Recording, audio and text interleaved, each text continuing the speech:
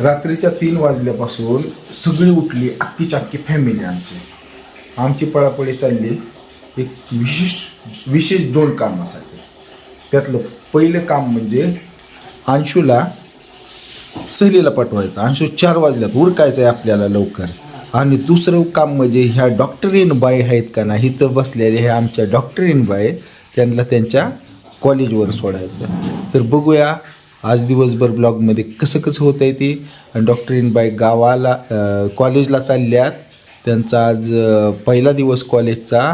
आणि ही जी ही आहे का ना नोवा, ती येऊन बसली मांडीव बाय बाय करायला. सगळ्यात मेन धडपड करणारी म्हणजे ही किती वाजता उठली? 3 वाजता उठून 3 वाजता उठून सगळ्यांना उठवलं आणि तयारीला लागली. म्हणजे प्रत्येक यशस्वी मुलांच्या पाठीमाग आईचा मोठा हातभार असतो. तर ही गोष्ट हिनं प्रूव्ह करून दाखवली.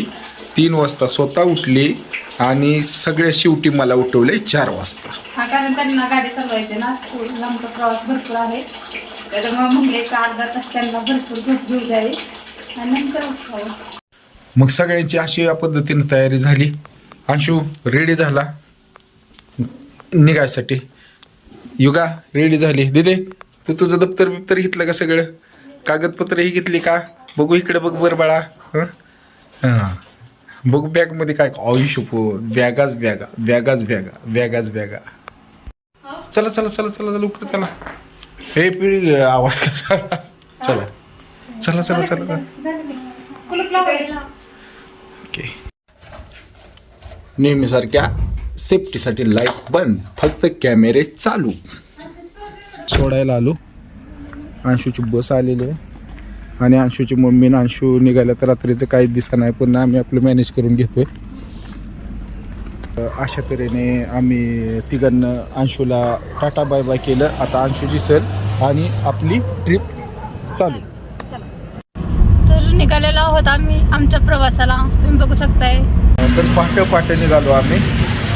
आता 150 किलोमीटर प्रवास झाला आहे. अजून 163 किलोमीटर राहिला आहे. आता चांगलं उजळलं आहे. मग पहाटेचा नाश्ता करायचं म्हणून आम्ही बसलो. तू काय मागवलं? मी पोहे मागवलं आणि दीदीनं काय मागवलं? डोसा. आणि रमेश भाऊनं काय मागवलं? इडली इडली इडली सांबर. ही यात सांबर आहे.